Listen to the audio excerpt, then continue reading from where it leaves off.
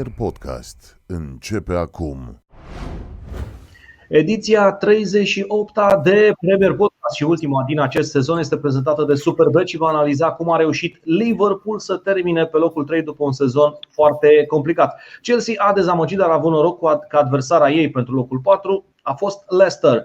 Kane și Bale au dat recital în victoria pe care o menține deasupra lui Arsenal pentru al cincilea an consecutiv.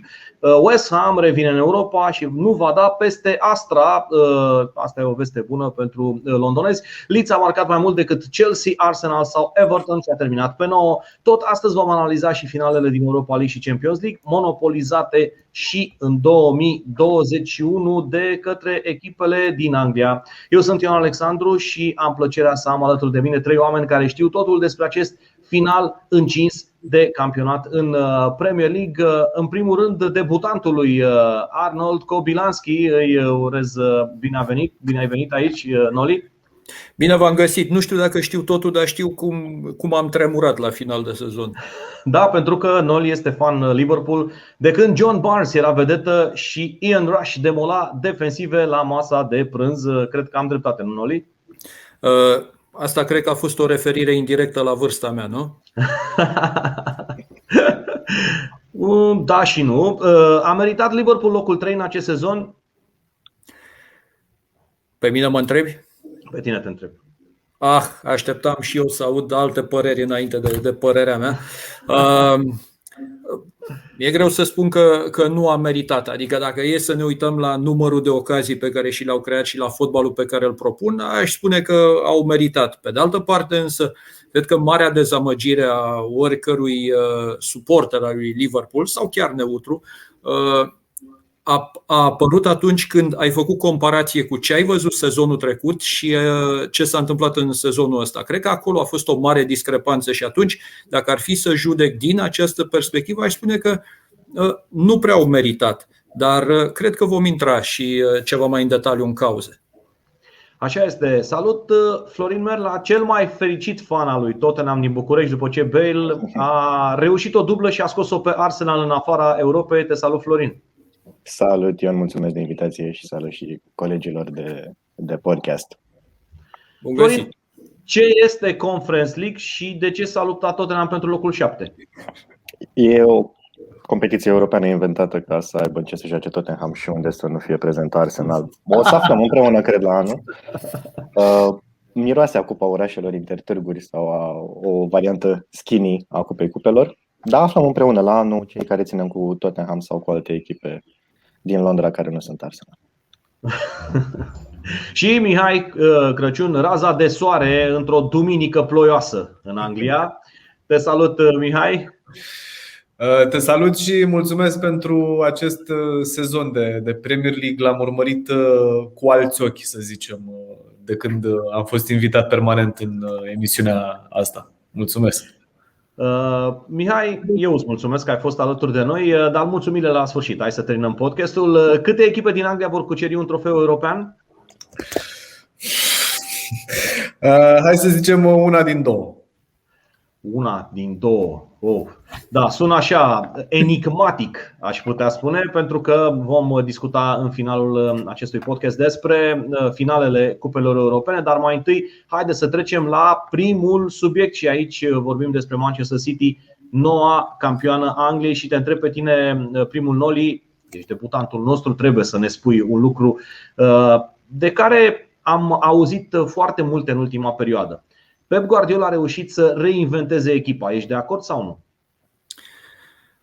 Pep Guardiola a reușit să inventeze o echipă pentru care nu mai e nimic nou, că e și de data asta campioană în Anglia, pentru că e o echipă construită să fie campioană în Anglia și să câștige tot ce se poate câștiga. Dacă ne uităm așa la profunzimea lotului, dacă ne uităm la investițiile făcute, Pep Guardiola a reașezat această echipă și cred că meritul lui cel mai mare în actualul sezon este că i-a scos acolo din acea pasă proastă de la începutul sezonului, când echipa a început să meargă rău. Și știi cum în astfel de situații, și am văzut-o chiar și la Liverpool, în astfel de situații încep să apară tensiuni în echipă pe care înainte poate doar le bănuiai sau cel puțin ele nu se vedeau, și apar tensiuni, apar probleme pe care tu ca manager apoi trebuie să le rezolvi și s-ar putea să nu-ți iasă întotdeauna. Și avem atâtea cazuri în Premier League, chiar în actualul sezon, de manageri care și-au rupt gâtul. Pep Guardiola, într-adevăr, a reușit să așeze echipa, a reușit să o scoată din acea pasă proastă și a pus-o acolo unde e ea, unde e nivelul ei. Practic a scos exact nivelul posibil din această echipă. Nu peste, pentru că nu avea nevoie. Da, uite, când ai zis manageri care și-au rupt gâtul, l-am văzut pe Florin zâmbind așa, uitându-se foarte calm și liniștit către Roma, acolo unde e următoarea victimă a lui Jose Mourinho. Dar rămânând puțin la subiectul Manchester City, vreau să te întreb, Florin, dacă tu crezi că acest final de poveste pentru Sergio Aguero este demn de un film de Hollywood. Pentru că am aflat, trebuie să recunosc, nu știam acest lucru, dar am aflat imediat după partidă că Sergio Aguero a marcat de 2 ori din postura de rezervă în 2 meciuri din cariera sa la Manchester City, în primul cu Swansea și în ultimul din acest campionat cu Everton. Cred că ar fi fost perfect pentru Aguero dacă avea și hat-trick-ul. A fost aproape. E greu să zici ce e finalul de carieră pentru un fotbalist ca Aguero la un club ca City și să nu te gândești cât de mult ar putea să mai obțină cu ei. Dar cred că e destul de clar că a ales că vrea să joace cu Mătru, cu domnul Leonel. N-a putut să-l aducă pe Leonel, dar s-a dus după el. Da. Cine știe, poate s-a dus în calitate de spion și peste vreo 2-3 ani îi vedem împreună la City. Merită Aguero o retragere excelentă și sper să o încuruneze și cu trofeul mare care încă e pe masă la finalul acestui sezon.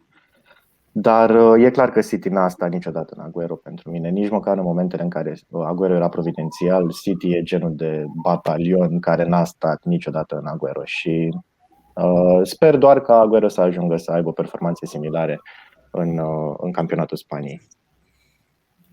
Mihai, te iau și te întreb altceva. Cine a fost jucătorul sezonului la Manchester City? Oarecum, făcând atâta timp asta, cred că știi și cum gândesc. Florin a zis foarte bine. Florin a zis foarte bine că City n-a stat niciodată într-un singur jucător. Și faptul că cel mai bun om al lor, cel mai bun om al campioanei a fost un fundaș, spune multe despre modul în care Pep Guardiola a pregătit această echipă. Adică atunci când îi ai în lot pe Aguero, ok, e ieșit din formă, accidentat. Când îl ai pe Kevin De Bruyne, cel mai bun jucător din Premier League, și nu ai un vârf. Uite, spre exemplu, cum are Bayern München, da? Cum este Lewandowski, care știi sigur că trage toată echipa după el. Cel mai bun jucător e De Bruyne de la City. Asta e răspunsul meu. Da, uite, tu ești în categoria Lucian Sânmărtean. Știi că eu am inclus oamenii în mai multe categorii. Okay. Lucian Sânmărtean spune că Ruben Dias nu are cum să fie vreodată jucătorul sezonului în Anglia, pentru că e un fundășel. Ca să-l citesc pe Lucian, trebuie să ai jucători de creație în aceste nominalizări de fiecare dată și de ce nu să și câștige. Nori, te întreb și pe tine, Ruben Dias e jucătorul sezonului în Premier League? Eu nu l-aș vedea pe el jucătorul sezonului în Premier League, dar înțeleg de ce a ajuns acolo, pentru că el a peticit cea mai mare problemă, cea mai mare gaură din echipa lui Manchester City. El a venit acolo și a pus plasturile care a stupat rănile și totul a funcționat apoi. Bun, exceptând poate acel moment de cumpăn al lui City, când a început sezonul cum a început, apoi însă s-a văzut că de fapt a fost o problemă. Acest sezon a fost o problemă pentru aproape toate echipele din Premier League și mă refer aici în primul rând la cele de sus, echipele de sus din campionat. Și atunci City din nou a ieșit în față, având în vedere amploarea proiectului Manchester City. De aceea cred că Diaz a ajuns acolo. Pe de altă parte însă vorbim pentru că știu discuțiile cu Lucian Sânmărtean și cu Gabi Cânu, vorbind de felul în care au fost aleși jucătorii, ți-aduc aminte atunci când am încercat noi să votăm pentru includerea în Hall of Fame. Și după ce am votat, în primul rând mi s-a părut la început foarte simplu. Momentul în care am văzut pleiada aia de vedete, de staruri de acolo, mi-am dat seama cât de greu e.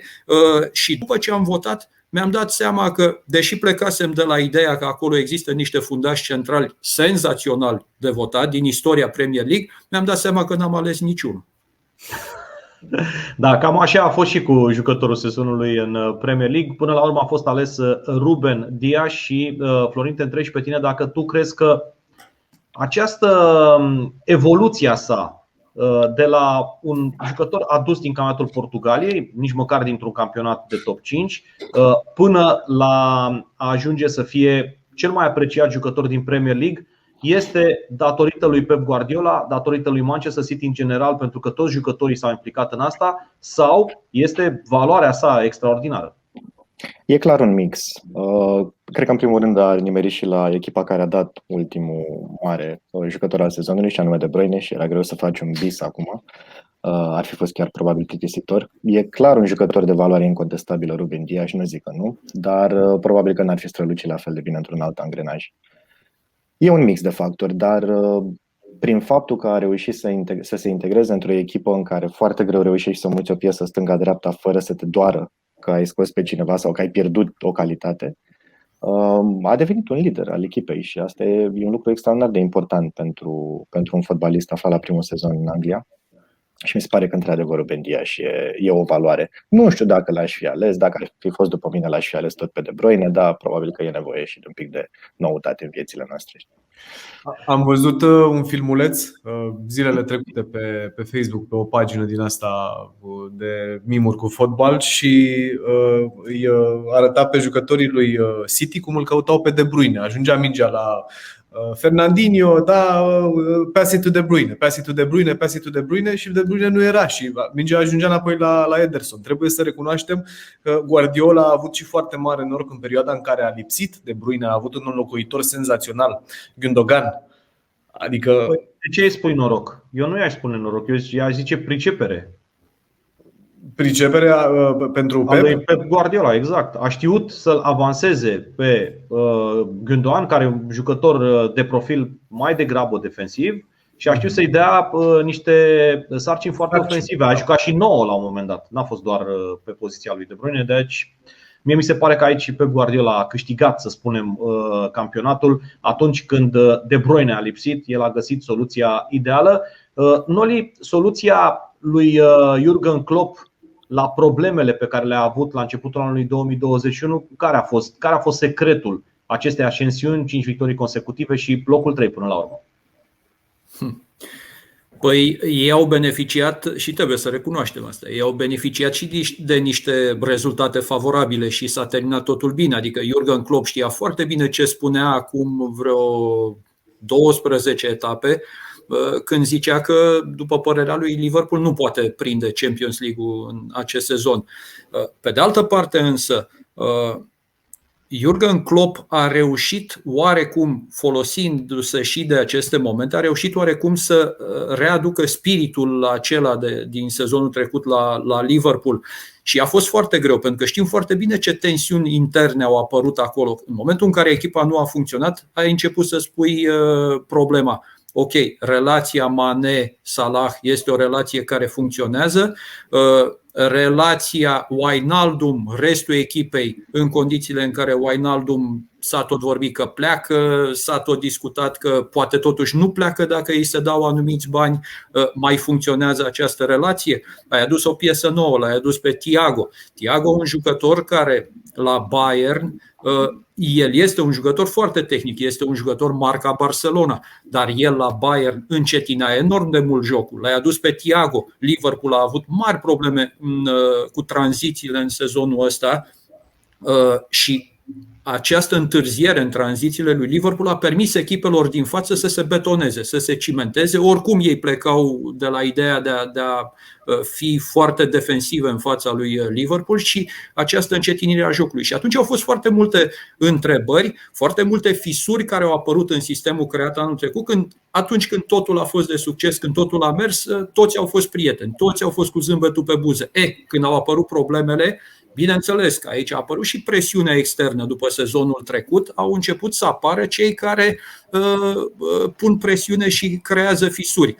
Oferte pentru Salah din Spania, oferte pentru Mane, Firmino pus în discuție că nu face ceea ce trebuie acolo, Wijnaldum ofertă din Spania și tot așa. Și atunci aici a fost marea problemă a lui Jurgen Klopp, însă cred că ar fi de adus în discuție și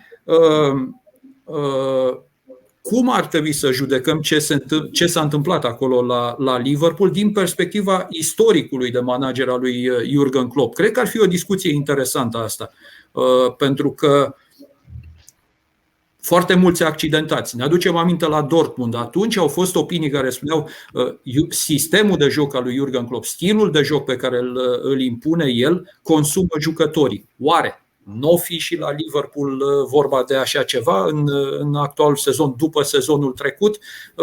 Pentru că am vorbit doar de accidentări. După care, sistemul de management al lui Jurgen Klopp bazat pe un buget limitat. Jurgen Klopp este acest gen de manager și la Mainz și la Dortmund. El a lucrat cu bugete limitate, niciodată nu s-a dus să pună presiune pe finanțatori și să spună vreau bani pentru jucători mari, pentru jucători scumpi.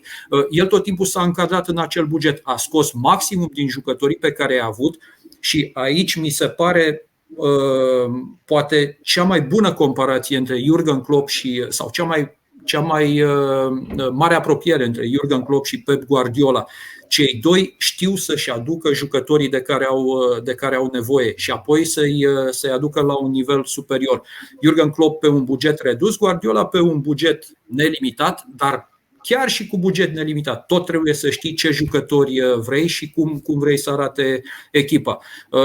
Și mai sunt semne de întrebare în cazul lui Jurgen Klopp. Jurgen Klopp se bazează foarte mult pe o relație directă, apropiată, prietenească. Când apar aceste presiuni din exterior, financiare, presiuni de la rezultatele slabe, sistemul lui Jurgen Klopp începe să se fisureze și începe parcă să nu mai fie la fel de eficient. Guardiola mi se pare mai cinic, dacă tot e să facem comparație. Își aduce jucătorii și când un jucător nu livrează, e Sergio Aguero, care a făcut atât de multe, a ajuns la o vârstă în proiectul City, la nivelul la care este proiectul City, e probabil ca el să nu mai livreze de acum încolo. Aguero pleacă. Jurgen Klopp este mult mai apropiat de jucători și așa a ajuns el în impasul de la Dortmund, când el nu a făcut foarte multe schimbări, nu a tăiat în lotul lui Dortmund. E altceva. Comparația este foarte bună și este susținută, alimentată de un interviu pe care Robert Lewandowski l-a dat pentru Gazeta dello Sport, unde, întrebat de către italieni ce antrenor i-a marcat cariera, care i s-a părut lui mai dur, care i s-a părut mai prietenos și așa mai departe, a nominalizat 3 uriași antrenori pe care a avut de-a lungul timpului. Despre Jurgen Klopp a spus că este ca un tată care te ceartă atunci când e nevoie, dar atunci când totul merge foarte bine te ia în brațe și te pupă. Despre Pep Guardiola a spus așa: e un geniu tactic. Și a încheiat. Adică relația personală nu există. Iar despre Carlo Ancelotti a spus că este un unchi foarte simpatic, care știe să te încurajeze pentru a obține performanțe. Dacă o spune Robert Lewandowski, noi îl credem, mai ales că toți 3 în momentul ăsta sunt în Premier League, cel mai spectaculos campionat din lume. Florin, întrebarea mea referitoare la acest sezon al Liverpool este: cât a contat golul lui Alisson în această clasare a lui Liverpool? Enorm, enorm și totodată puțin, pentru că la fel de bine putea să fie înlocuit printr-un mic alt gest de a nu avea, spre exemplu, ghinionul pe care l-au avut în prima parte a sezonului. E clar că a fost un moment de mare recuperare a unui elan pe care parcă l-aveau pierdut, rămăsese rezidual în urma sezonului anterior. Dar a fost un rezultat, adică a fost un gol care a facilitat un rezultat excepțional ca ultimele pe care le-au avut și care le-au permis această clasare pe care nu mai credeau nici Klopp și ai lui. E clar că a fost un punct important, dar cred că a fost așa un soi de retribuție karmică, știi? Pentru tot ce au îndurat în prima parte a sezonului și nu numai. Și personal, Alisson. Exact, și personal pentru Alisson. Și cred că a fost un moment așa muncit pentru ei, dar și meritat. E clar că a fost unul important pentru mine. La tine, Mihai, mă uit așa cu durere și știu că o să încep să dai în Firmino și iar mă superi. Nu, iar ne certăm. Nu dau în Firmino, dar de partea cealaltă a baricadei. Îl respect pe Jurgen Klopp pentru tot ceea ce a făcut pentru fotbal. Dar sezonul ăsta, hai să zicem că nu a luat cele mai bune decizii după accidentările din apărare. Și aici mă refer la faptul că a retras niște mijlocași, a rupt mijlocul terenului și asta s-a văzut în rezultatele din sezonul ăsta de Premier League. Să te întreb ceva, ar putea să-l coste pe Jordan Henderson un titlu european decizia lui Jurgen Klopp de a retrage în defensivă? Nu cred. Henderson s-a remarcat ca mijlocaș. Păi tocmai asta spun, ar putea să-l coste pe Jordan Henderson o prezență la Euro și chiar un titlu european, pentru că Anglia este una dintre favorite. E capabilă Anglia să facă lucruri mărețe la turneul ăsta final. A fost și accidentat foarte mult Henderson. Nu cred că s-a dorit foarte mult să se riște cu el. Cred că se încearcă recuperarea sa până la primele meciuri. Nu știu dacă va juca în amicale, o să vedem. Revenind la Jurgen Klopp, am zis-o și în alte ediții de Premier Podcast. Dacă nu-ți merge apărarea sau dacă ți s-au accidentat cei mai buni jucători, jobul tău ca antrenor este să dai mai multe decât ei. Ori atacul lui Liverpool, să mă iertați, dar între cei trei a existat orice în afară de o relație, dacă îmi permiteți. Adică se vedea clar și s-a văzut și în ultimul meci, da? Deși era 1-0, că de-abia marcase Mane și Salah, că avea oportunitatea să-i paseze, da? Făcea un asist să-i paseze lui Mane ca să închidă meciul la 2-0. N-a avut ceva cu Mane. El avea titlul de goalgetter. Nu e adevărat. Lui era doar Harry Kane. Era doar Harry Kane în mintea lui. Ori nu vrea asta. Oricum nu a luat titlul de goalgetter. Dar când în stake este scopul comun al echipei, nu te gândești la tine. Ori Salah asta a făcut tot sezonul. Firmino a fost ca în fiecare an, nu este un jucător decisiv. Înțeleg că ajută foarte mult echipa, înțeleg și opinia celorlalți fani Liverpool, dar totuși la o echipă de nivelul ăsta, e fosta campioană a Angliei, da, și acum a luat locul 3, da? Trebuie să ai un atacant care să-ți și marcheze, să-ți și paseze, să-ți deschidă jocul, să pivoteze, dar să-ți și marcheze. Este esențial pentru... Uite, Jurgen Klopp l-a identificat pe acest atacant, dar până la urmă el a ajuns la Chelsea, echipă care a terminat pe locul 4. E vorba de Timo Werner. Până la urmă Werner a ales să meargă pe Stamford Bridge. Noli, e o problemă a lui Brendan Rodgers această calificare în grupele Champions League, pentru că e al doilea an consecutiv în care se întâmplă fix același lucru. Leicester stă pe locul 3 foarte mult timp în sezon, iar pe final cade și de această dată această ieșire din top 4 s-ar putea să lase urme în bugetul clubului, pentru că deja fiind al doilea an consecutiv lucrurile astea contează. Da, într-adevăr, a fost minunat ce a făcut Brendan Rodgers acolo, însă uite, din nou pe final clachează, dar să nu uităm, e o echipă care se bazează foarte mult pe Jamie Vardy și la Vardy se adună anii, an de an e încă unul în plus acolo în buletin, apoi an de an ei pierd niște jucători și au pierdut niște jucători extraordinari. Leicester tot timpul trebuie să facă față unor intemperii care macină echipa. Și ei nu pot să se compare ca buget cu celelalte echipe din top 6 și în decursul anilor, iată că echipa se rodează. apar jucători. Uite, Tielemans, un jucător senzațional, a făcut un final de sezon nemaipomenit, dar nu e suficient. Nu e suficient și aici aș aduce în discuție poate și revenirea fanilor, pentru că, apropo de ce spuneați mai devreme, eu am avut senzația că în meciul de ieri de pe Anfield, Mané a jucat altceva decât a jucat în ultimele multe etape când a jucat fără public. Ieri parcă a fost altceva. Nu spun că a fost eficient, nu spun că a fost Mané pe care îl știam din sezonul trecut, dar parcă s-a implicat altfel în joc. Și parcă altfel a jucat și Aston Villa împotriva lui Chelsea, sincer să fiu. Mie mi s-a părut că e o diferență, Aston Villa fiind o echipă cu niște fani foarte vocali. Victorii foarte bune obținute de Aston Villa în ultimele 2 etape cu Tottenham și cu Chelsea. Florin, te întreb și pe tine dacă tu crezi că Chelsea e în scădere. Raportat la ce? Nu, pe ansamblu mi se pare că e în creștere. Acum câteva săptămâni, luni, când a venit Tuchel la ei, erau pe locul 9. Dacă stai să te uiți la ce parcurs au avut, sunt ceva luni, sunt deja 4 luni. Din ianuarie, ok. Nu e scădere. Stai așa 2 secunde, că mi-a plăcut cum a zis. Nu e scădere. Noi în bursă avem, sau în criptomonede avem o vorbă, este corecție. Este o corecție asta de rezultat. Sau creștere negativă. Nu, cred că Chelsea până la urmă și-a atins obiectivul, un obiectiv care părea improbabil. Greu să spui dacă e în scădere când au reușit să bifeze calificarea în sezonul următor de Champions League și finala Champions League. N-aș putea să spun că e în scădere dacă ne uităm raportat la ce au lucrat sezonul ăsta. Dacă ne uităm însă, nu știu, pe parcurs așa istoric, poate că ai fi îndreptățit să sper mai multe de la ei. Dar e greu, adică nu e ca și cum joacă într-un campionat în care sunt favoriți de la început sau în care, nu știu, se așteaptă o dominanță din partea lor. Am trecut, cred că, de vremurile în care ne așteptam la o dominație din partea Chelsea. Și până la urmă, pentru ei rămâne valabilă povestea recuperării incredibile pe care au avut-o și un final de sezon cu care, din perspectiva de fan al lui Tottenham, sunt foarte obișnuit cu acest tip de clacheu.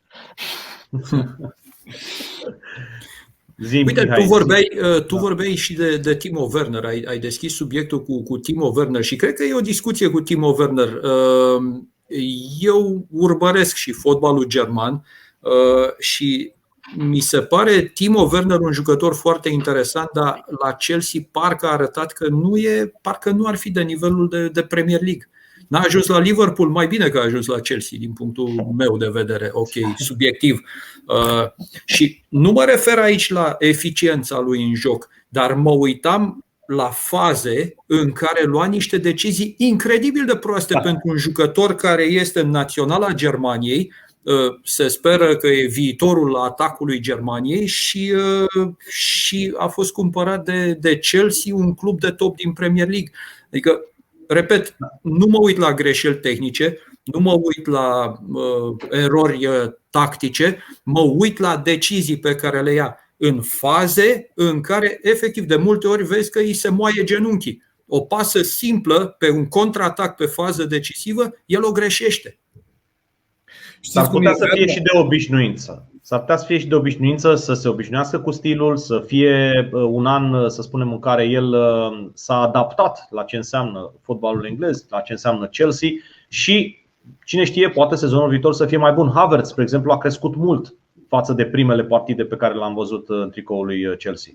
Știți cum e Werner acum? Este, dacă vă amintiți, când eram noi copii, noi jucam între noi cu ăștia mai mici, dar când te chemau ăia mari la fotbal, atunci trebuia să demonstrezi. Așa pare Werner în Premier League. Pare oricum cu o problemă psihologică pe care nu o poate depăși și asta s-a văzut, nu mai țin minte cu cine a jucat Chelsea, dar știu că era în poziție de finalizare și a pasat. Era pur și simplu frontal cu poarta și a pasat. Și asta spune foarte multe. Referitor la Chelsea și la Tuchel, neamțul era să o dea în bară. A dat-o în bară cu finala FA Cup odată, da? A pierdut cu Leicester 1-0. Era să o dea în bară și acum. Dacă... El a dat o bară, dar n-au vrut Nu, alții, ca să zic așa. N-a putut Leicester să bate pe Tottenham. Era să nu nimerească nici bara atunci. Acum. Da, e adevărat, dar urmează o finală de Champions League, sunt 90 de minute, acolo chiar se poate întâmpla orice, deși, sincer, eu mă aștept, o să discutăm puțin mai încolo și de această finală, ca Manchester City să intre extrem de hotărât, extrem de determinată și să domine copios meciul. Adică o să fie o finală care să semene cu finala Cupei Ligii pe care am văzut-o între Manchester City și Tottenham. E adevărat, Chelsea e o echipă cu jucători cu o calitate diferită, însă Manchester City e o echipă foarte, foarte interesantă. L-am văzut pe De Bruyne. Credeați că la meciul ăsta cu Everton, dacă l-aș fi văzut pe De Bruyne că el vine după accidentare, a alergat extraordinar de mult. A dat, cred că vreo 4 pase de gol, din care doar 2 au fost transformate în gol. E un jucător absolut genial și vreau să vă întreb despre West Ham, pentru că eu cred că adevărata surpriză a sezonului este chiar West Ham. O echipă care a reușit să renască sub conducerea lui David Moyes. Noli, uitându-ne la această echipă a lui West Ham, noi am comparat-o la Premier League Show alături de Lucian Smărtean și Gabi Cânu cu Everton de acum 15 ani. O echipă muncitoare, fără mari vedete, dar care livrează rezultate foarte surprinzătoare. Total de acord, adică mi se pare comparația naturală și comparația cea mai bună cu Everton de atunci, o echipă pe același sistem creată de David Moyes. Dar ăsta este meritul lui David Moyes și asta este probabil eticheta care îi se pune. Cum altor manageri, de exemplu Ancelotti, nu? Lui Ancelotti s-a pus eticheta de manager, de antrenor care se descurcă foarte bine cu vedete mari, pentru că reușește să țină vestiarul în liniște, reușește să gestioneze acei oameni și antrenor italian fiind cunoștințe tactice. David Moyes a avut probleme la United. Știm cu toții ce probleme au fost acolo. Acum să-i le punem toate lui în cârcă nu mi se pare corect, pentru că atunci când ți-a plecat icoana Sir Alex Ferguson, nu, care a creat niște echipe acolo și mi-aduc aminte acum, îmi readuc aminte de ceea ce spuneam mai devreme și anume alegerea jucătorilor de inclus în Hall of Fame, mi-am dat seama la final că am ales foarte mulți de la United. Aproape toți erau de la United. Păi asta vorbește despre unde a fost United, despre ce echipe s-au creat acolo în mâna lui Ferguson. Ok, când a plecat Ferguson, a fost și un moment care nu trebuie judecat efectiv la secunda plecării lui Ferguson. El știa că pleacă. Acolo e posibil ca în club deja viitorul echipei să nu mai fi fost plănuit așa cum a fost în anii în care el a manageriat această echipă. Și atunci, în momentul plecării lui, s-au rupt mult mai multe la United. Și de aia spun, nu cred că e corect să îi le punem toate în cârcă lui Moyes. Dar pare că, într-adevăr, Moyes e un antrenor, e un manager pentru echipe mai mici, cu pretenții mai mici.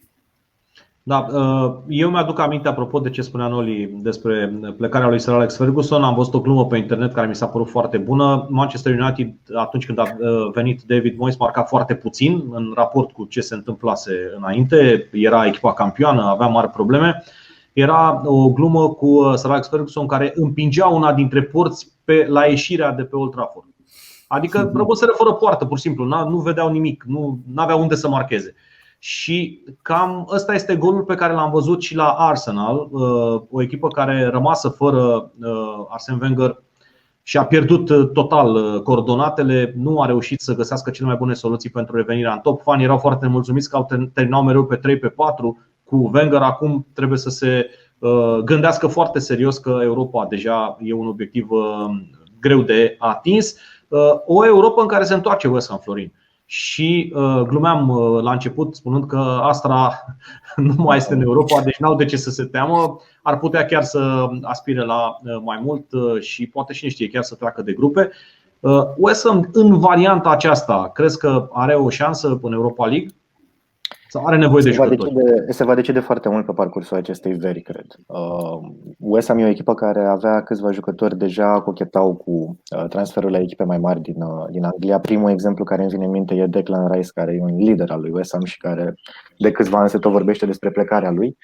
Vara asta o să fie decisivă pentru West Ham. Dacă o să continue să facă ce au făcut până acum, și anume să se întărească atât de bine și să rămână în stilul ăsta de atmosferă, de grup unit, de foame de rezultate, de victorii, s-ar putea să să aibă o prezență de Europa League de care să-și aducă aminte cu plăcere. Pe de altă parte, știm scenariul ăsta. Cu o echipă care ajunge pentru prima oară după mult timp în cupe europene, vrea să rămână valabilă și în campionat, nu o să renunțe nici la cupe, pentru că West Ham nu e genul de echipă care să renunțe la Carabao sau la FA Cup. Și atunci cred că calendarul lor se va aglomera destul de mult. Moment la care încep să apară tot felul de variabile, accidentări, nemulțumiri ale jucătorilor, cum rotește echipa. E greu de zis încă dacă West Ham are ce trebuie să facă, dar luându-ne de pe hârtie, nu văd de ce nu ar ajunge într-una dintre fazele superioare ale Europa League, presupunând că, bineînțeles, lucrurile se întâmplă, nu știu, ca într-un joc. Știi? Dacă iei și pui în manager, atunci te aștept să performeze, pentru că la ce au arătat anul ăsta apare o echipă solidă. Cred că asta e cea mai bună caracterizare pentru ei, pentru mine.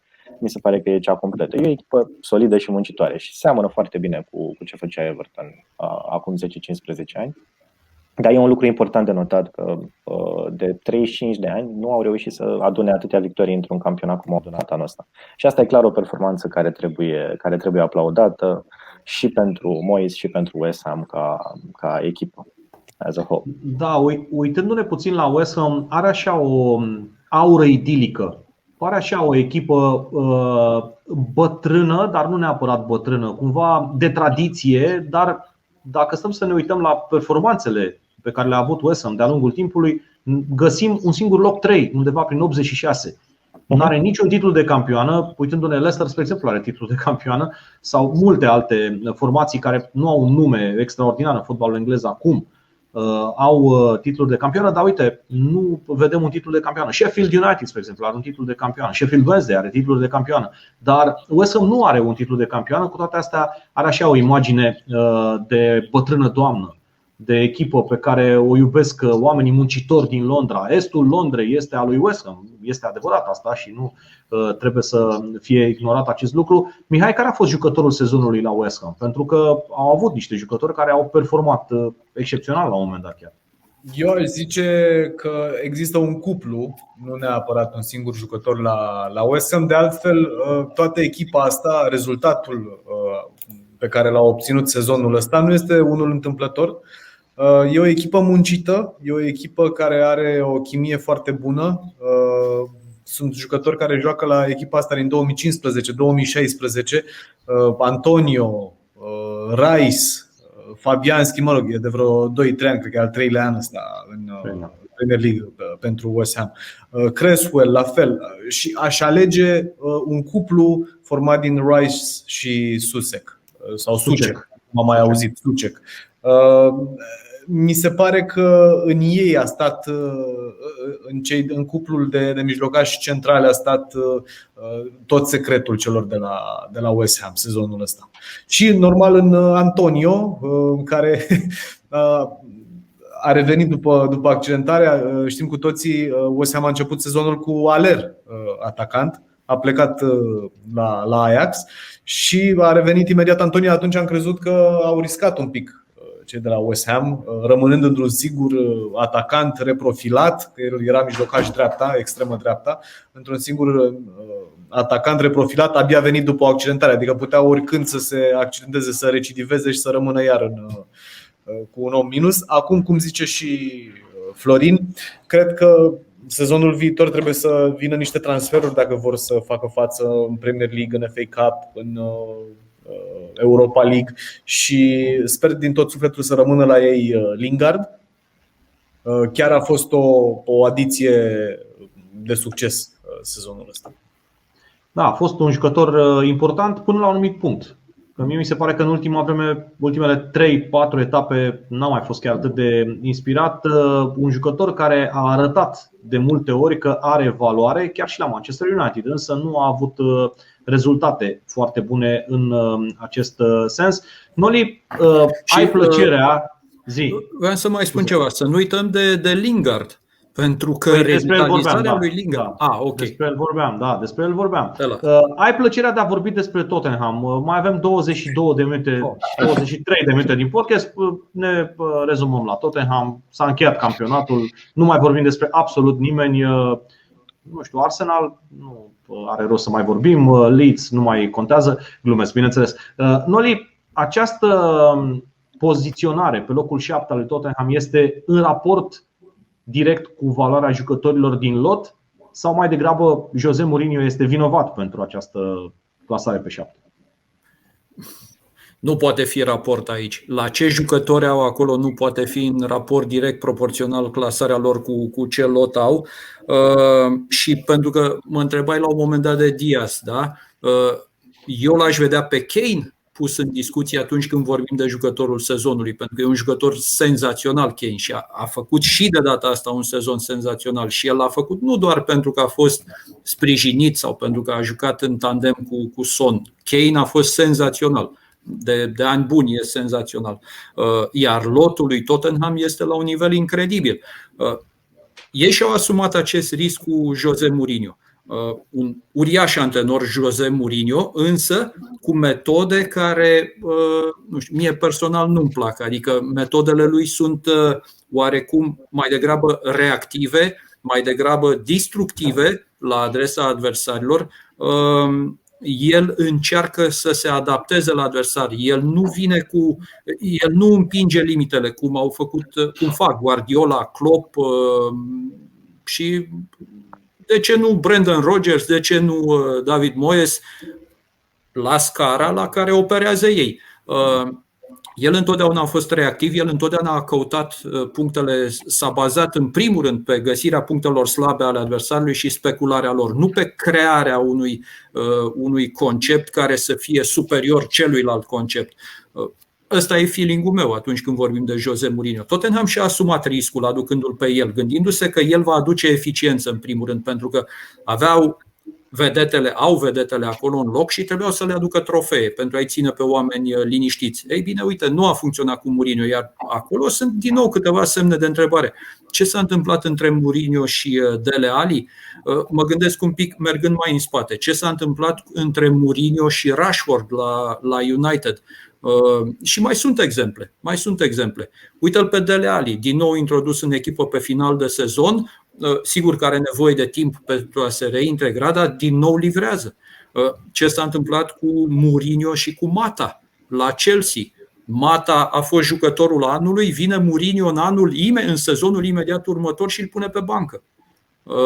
Ok, el are niște pretenții de la jucători, dar oare pretențiile astea ale lui nu aduc mai mult rău echipei decât bine într-un viitor mai îndepărtat sau mai puțin îndepărtat? Sunt niște semne de întrebare. Rezultatele spun că nu a fost în regulă. Da, și acum problema este a fanilor Romei și a conducerii Romei, pentru că Jose Mourinho a ales să meargă înapoi în Serie A. Florin, rămânem noi doi, ca să zic așa, cu golgheterul sezonului și cu cel mai frumos gol al sezonului. Pentru că, din punctul meu de vedere, e greu să dai altcuiva decât lui Lamela golul sezonului. Da, și cu titlul de cel mai bun playmaker al anului.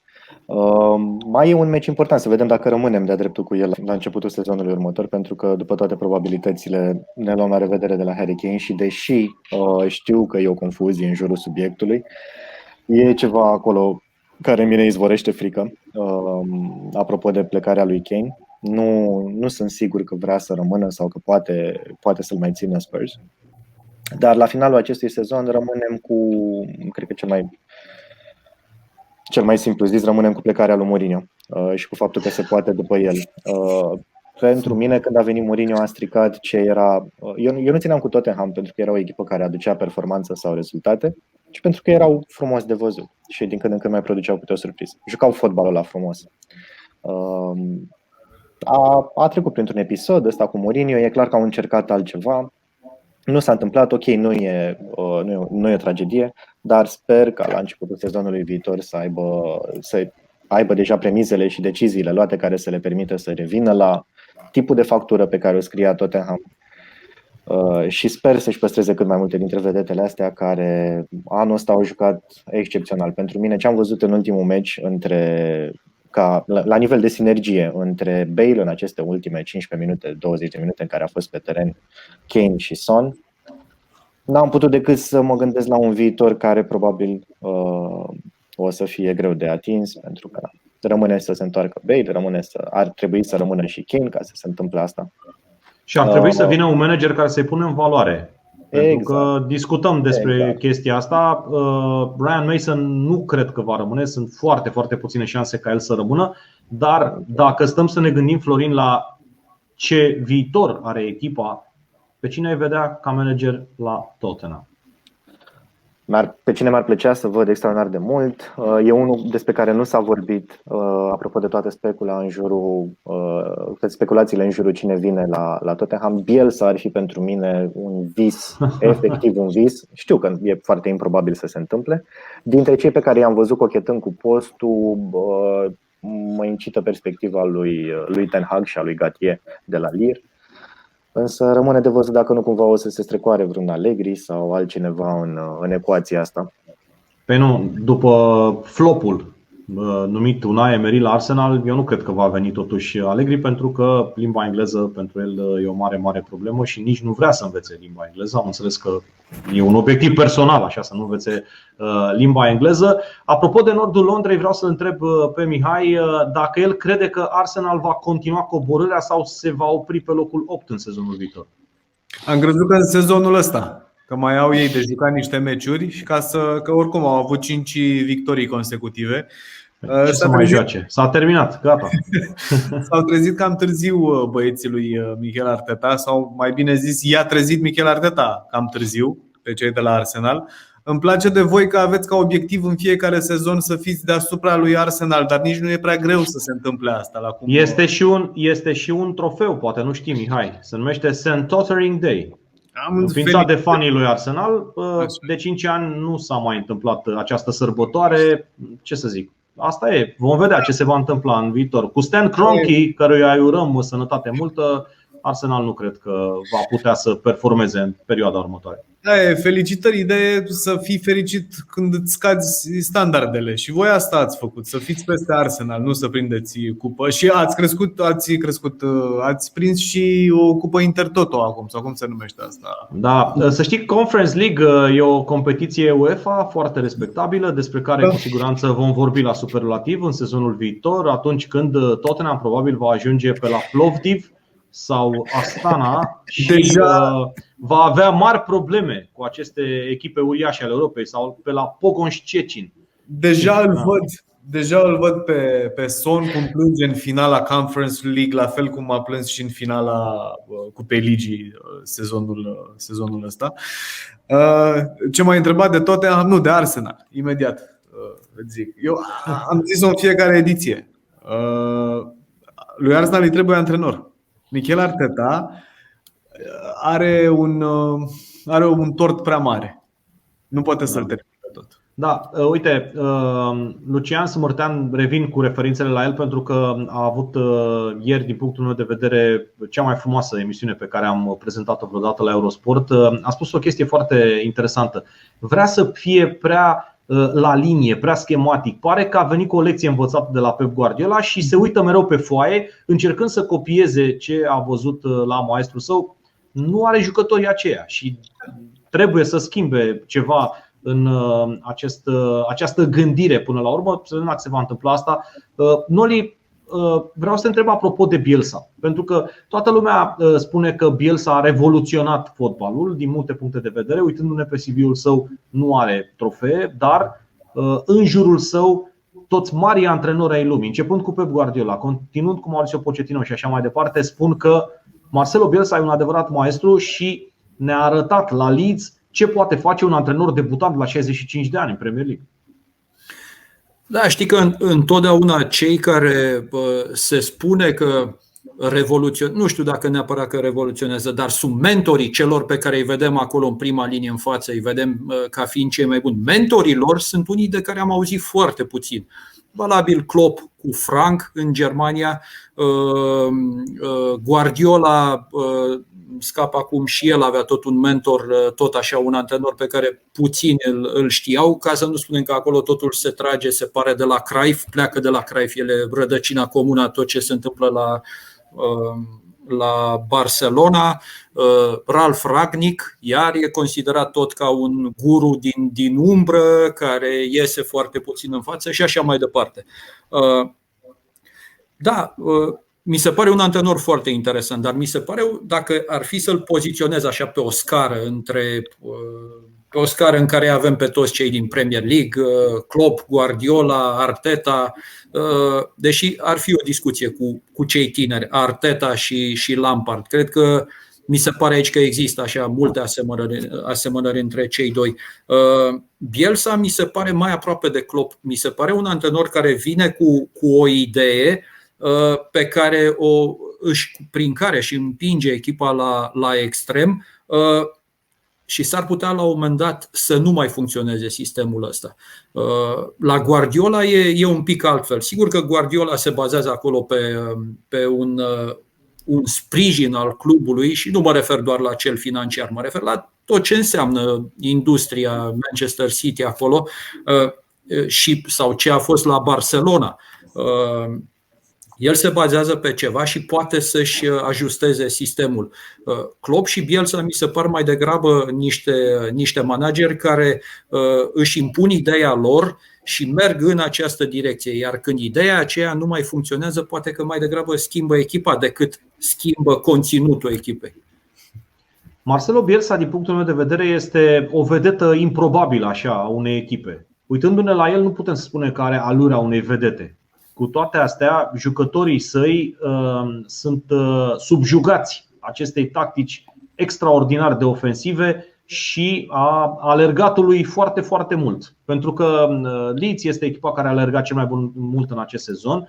Și Florin, tu spuneai că l-ai dorit pe Marcelo Bielsa la Tottenham. Marcelo Bielsa, care a transformat pe Leeds dintr-o echipă nou promovată, fără jucători extraordinari, nu se poate spune că are niște jucători wow, însă a marcat mai mult decât Chelsea, a marcat mai mult decât Arsenal, a marcat mai mult decât Everton, echipe în care s-au investit foarte, foarte mulți bani și cu o tradiție superioară în Premier League, în actuala variantă, să spunem, ultimii 20 de ani.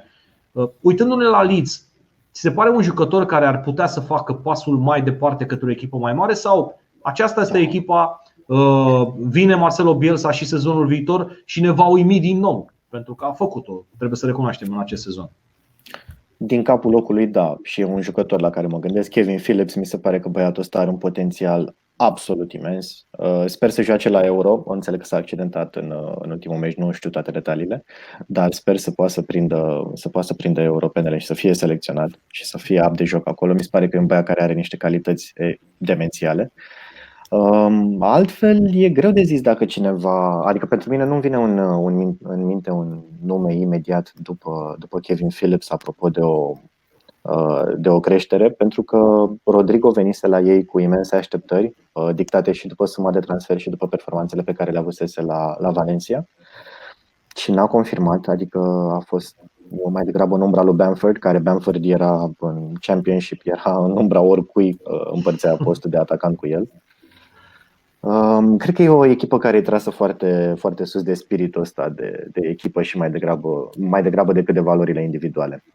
Și cred că asta e principala atracție și principala calitate a echipelor lui Bielsa și ăsta e și motivul pentru care aș vrea să-l văd la Tottenham, pentru că mi se pare că la Tottenham urmează un sezon de reconstrucție în care o să ai nevoie mai mult decât orice să nu te bazezi pe vedete, pentru că s-ar putea să nu le mai ai. Da, vedeta lui Tottenham pare să fie stadionul în momentul ăsta. Singura vedetă care va rămâne pe loc, asta e clar. Și o vedetă rara visă, așa, mai ales pentru suporterii din nordul Londrei, pentru că asta e realitatea în care trăim astăzi și ceea ce numim lume. Dar realist, Leeds a reușit să aducă niște performanțe pe frontispiciu pe care foarte greu ai putea să le fi anticipat la începutul sezonului. Ok, înțeleg că e și capcana echipei nou promovate și a entuziasmului ăsta de de echipă nouă în Premier League. Poate că la finalul sezonului următor o să putem să facem un bilanț un pic mai clar și o să avem niște comparații între primul sezon și sezonul de sophomore. Dar cred că ce a jucat Leeds în anul ăsta, dacă n-ar fi fost West Ham acolo, cred că n-am fi avut nicio problemă astăzi să vorbim despre ce sezon fenomenal a făcut Leeds și cum sunt surpriza campionatului. Și pentru mine a fost o plăcere să-i urmăresc cu jucători care într-adevăr a trebuit să-i caut pe Google în cea mai mare parte a timpului, după fiecare meci sau înaintea fiecărui meci.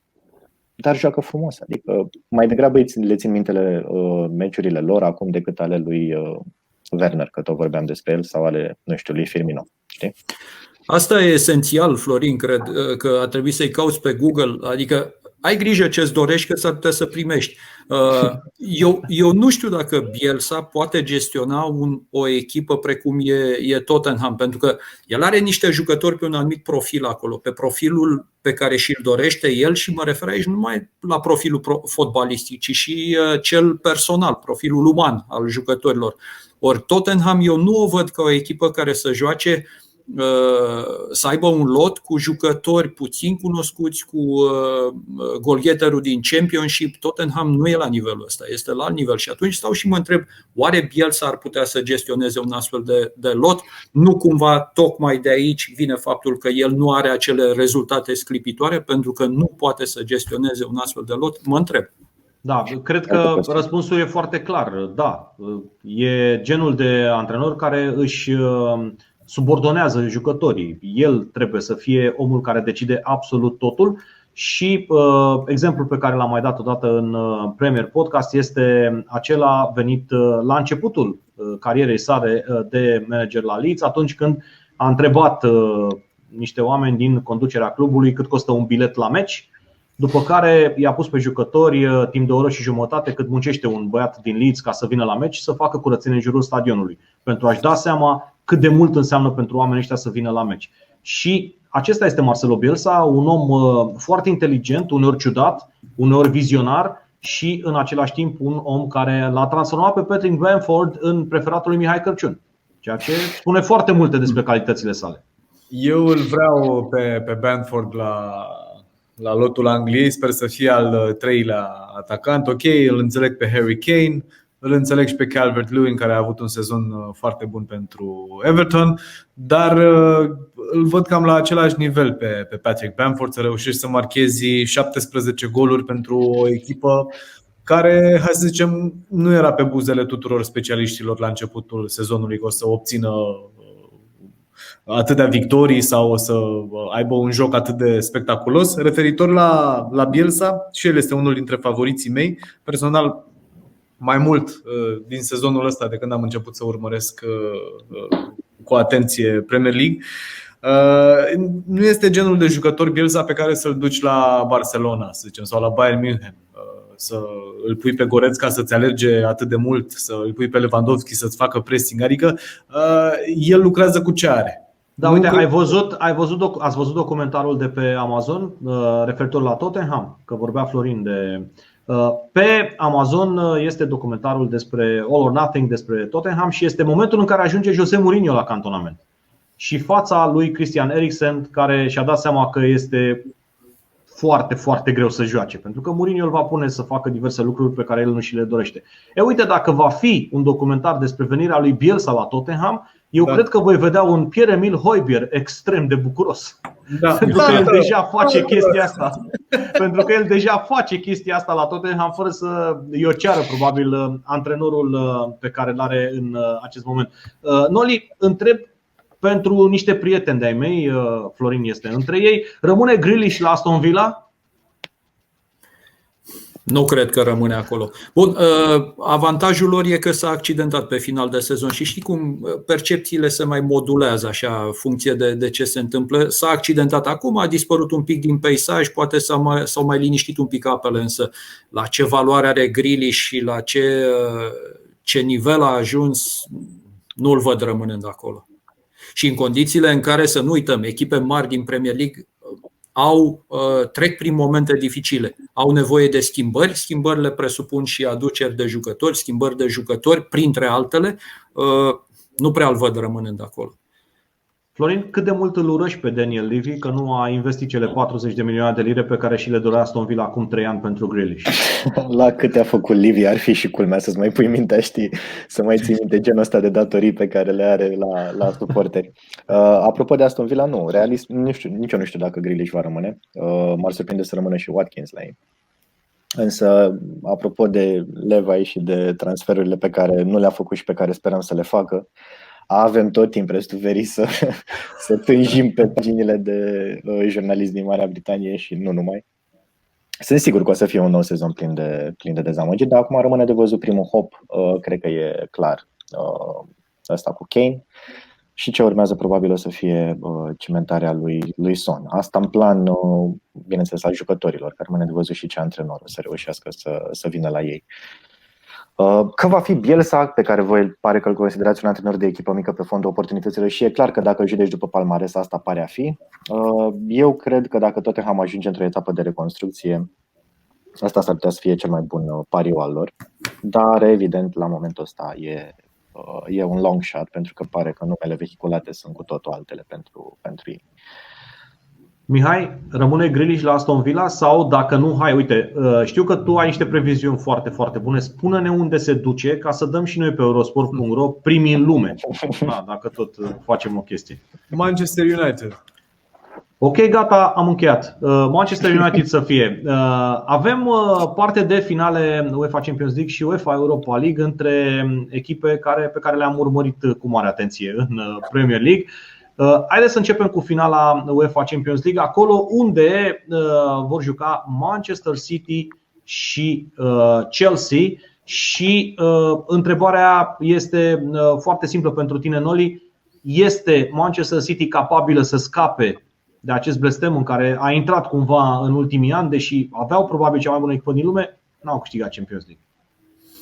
Eu cred că ei au scăpat de blestem în momentul în care au ajuns în finală. Până aici era mai greu pentru ei. Dar acum blestemul s-a rupt.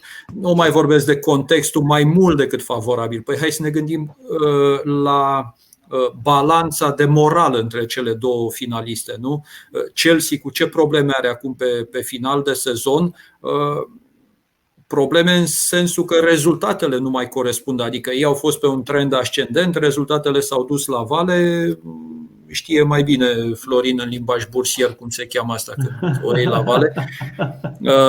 Bun, deci moralul lor probabil că este prăbușit, iar de cealaltă parte City îți vin cu un moral extraordinar. Au câștigat titlul, sunt acolo unde trebuie, au terminat în fanfar sezonul, iar motivația lor sigur că nu poate fi pusă la îndoială, adică se chinuie de atâta vreme să obțină titlul ăsta și i-am văzut. Motivația lor nu a fost pusă la îndoială nici măcar în finale, să spun, mai puțin importante. Nu în Carabao Cup, FA Cup n-aș pune tot aici, pentru că totuși e FA Cup. Dar în finale mai puțin importante și meciuri mai puțin importante la urma urmei în campionat. Deci e o discrepanță uriașă între moralul celor două echipe. Florin, Sheikul Mansur sau Roman Abramovici? Răul cel mai mic, știi, PSD cu PNL. Scuze pentru comentariul cu tenta asta. Mi-e foarte greu să mă gândesc la City și să-mi fie definit de altceva decât de bogăție, dar până la urmă nici la Chelsea, dacă te gândești, nu reușești să rămâi cu altă ecuație în minte. Pe mine semifinalele astea de magnați m-au cam lăsat un pic rece așa. Dar pe de altă parte perspectiva acestei finale e una care mă încălzește un pic. Pentru mine o să fie clar un meci de pierdut din partea lui City. Nu e un meci pe care Chelsea să-l văd că pe care poate să-l câștige. N-am nici, sunt ars fript deja de Chelsea, care mi-a mai dat peste bot de-a lungul timpului împotriva pronosticurilor mele și e clar genul de echipă pe care nu poți să o elimini din calcul înainte să înceapă meciul. Dar pentru mine diferența dintre City și Chelsea e mai mare decât era diferența dintre Liverpool și Spurs cu 2 ani în finala Champions League. Și e clar un meci pe care City să-l piardă. Altfel lucrurile stau destul de clar și din punct de vedere lot, și din punct de vedere moral, și din punct de vedere formă. Având în vedere că Mihai e cel mai tânăr dintre noi, pe el o să întreb altfel. Foden sau Mount? Favoritul meu este Phil Foden. Îmi place mult mai mult, se seamănă mult mai mult cu Lionel Messi. Ar fi un urmaș pentru argentinian. Dar dacă ar fi să revenim la meciul ăsta din finala Ligii Campionilor, e o piesă de teatru, se numește Toc Toc. Este vorba despre niște pacienți cu OCD și cred că asta se va întâmpla și în meciul ăsta. Sunt doi antrenori foarte tacticizați care își obligă jucătorii să respecte la sânge ceea ce le spune acesta. Și cred că se vor toca până în prelungiri și până la penaltiuri. Asta dacă nu se va termina cu un 1-0 meciul ăsta. Din păcate pentru fani, Mihai, s-a înregistrat, să știi ce ai spus tu, și la 3-0 pentru Manchester City vei primi un mesaj de la mine prin care îți voi spune: uite, vezi că de data asta nu ți-a ieșit. Sincer să fiu, eu mă aștept la un meci în care Manchester City să se urce pur și simplu cu picioarele peste adversar, să încerce măcar lucrul ăsta. Nu știu dacă va marca, nu dau seama cum se va apăra Chelsea, dacă va reuși să se apere organizat, dacă va putea să repete ultimele două meciuri, pentru că să nu uităm, Chelsea a câștigat ultimele două meciuri directe cu Tuchel pe bancă și a trimis așa un semnal către finala de la Porto. Ultima finală despre care vom vorbi, ultimul meci, Manchester United-Villarreal. Nu este, zic eu, un meci între Manchester United și Villarreal, așa cum v-ați aștepta. Este un meci între Manchester United și Unai Emery, omul cu 5 finale deja în Europa League. Noli, este Unai Emery omul care să poată să oprească pe Manchester United, că pe Arsenal a reușit să o închidă pur și simplu, să îi pună un lacăt în retur. Cred că n-a fost prea dificil să o facă asta cu Arsenal și cred că de fapt ăsta ar fi primul subiect al finalei Europa League. Mi se pare uluitor Arsenal cu lotul pe care îl are, cu tradiția, cu istoria, cu nivelul clubului acesta, să nu fie în finala Europa League scoasă de Villarreal și de Unai Emery. Dar vorbeam noi ceva mai devreme și de Lampard și Arteta. Mie mi se par pe același taler cei doi, mari jucători, dar încă prea devreme în carierele de antrenor, de manager, pentru a lua în mână cluburi de această talie. Da, United e un pericol. United a devenit nu acea echipă dominatoare care a fost pe vremea lui Sir Alex Ferguson, a devenit o echipă foarte, foarte eficientă. Își atinge obiectivele. Sigur, n-a putut să treacă de City în sezonul ăsta și e încă mult în spatele lui City. Acolo există work in progress la United, da? Ei au de rezolvat niște probleme la mijlocul terenului, au de rezolvat niște probleme în apărare, în poartă au de rezolvat niște probleme. Se știe cam în ce direcție merg, dar ei mai au probleme de rezolvat, însă chiar și în acest stadiu, în mijlocul șantierului, obțin rezultate și merg. Pe United îi văd favoriți în finală. Florin, dacă stăm să ne uităm la ce a făcut Manchester United în acest sezon, ne dăm seama că mare noroc al lui Solskjaer că nu se joacă meciul pe Old Trafford. În rest, lucrurile par să fie în regulă. Da, și că nu joacă cu Tottenham la începutul sezonului, știi? Nu, realist, și pentru mine ce produs a ajuns să fie Manchester United acum la finalul sezonului, s-au șlefuit într-o echipă care pare mult mai robustă și mai dură decât ne fi probabil imaginat la începutul sezonului. Și pentru mine pleacă clar din postura de favorită, dar e foarte greu să dismiss, să nu le dai nicio șansă echipelor spaniole care ajung în finalele Europa League. Au o tradiție de urmat acolo. Nu știu dacă Emery e chintesențial în ecuația asta. S-ar putea să vedem totuși o urmă din asta de refuz de victorie sau de împiedicare, de frică a celor de la United, dar m-aș mira, adică e un off chance ca surpriza asta să se producă și pentru mine. Manchester United e echipa care pleacă clar cu avantul și de moral și de formă și mai ales de calitatea lotului. Mihai, Manchester United are un Cavani în plus? Știi care e părerea mea despre United, că am tot vorbit sezonul ăsta. Sunt foarte fericit că au reușit să...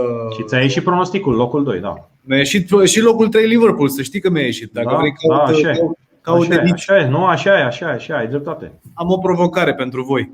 Te rog. Ultimele 4 meciuri jucate între Villarreal și Manchester United s-au terminat cu același scor. Au avut loc meciurile în 2005 și în 2008 în Champions League. Știți care este scorul? 2-2. Florin? 3-2 Villarreal. Noli? Nu mai țin minte. 0-0, toate 4. Am zis egal. Fără Eram goluri. sigur că a fost egal. Da. Uite, eu cred că la finala asta o să fie multe goluri. Și de ce? Pentru că ambele echipe au niște jucători de atac foarte buni. Villarreal propune niște jucători care în Spania au arătat foarte, foarte bine și au dus echipa până în finala Europa League. Iar despre Manchester United ce să mai vorbim? Când spui Rashford și Cavani, deja te gândești la cât de bine le va pasa Bruno Fernandes. Altceva nu mai contează. Greenwood. Iar e un jucător pe care ar trebui să-l luăm în seamă foarte, foarte mult. Oameni buni, cea mai lungă ediție de Premier Podcast se încheie. A fost o mare plăcere să fiu alături de voi. Mulțumesc mult, Noli, pentru prezență, Florin și Mihai de asemenea. Să ne vedem cu bine și în sezonul viitor de Premier League, un sezon care va fi de asemenea pe Eurosport. Rămâneți alături de o vară fierbinte, unde vom avea un campionat european în care cei mai mulți jucători importanți din Premier League vor activa acolo și Jocuri Olimpice, care de asemenea vor fi la Eurosport, și un turneu olimpic în care sperăm din tot sufletul să vedem o națională a României cu niște medalii la gât. Nu contează strălucirea. Ceau, oameni buni, la revedere!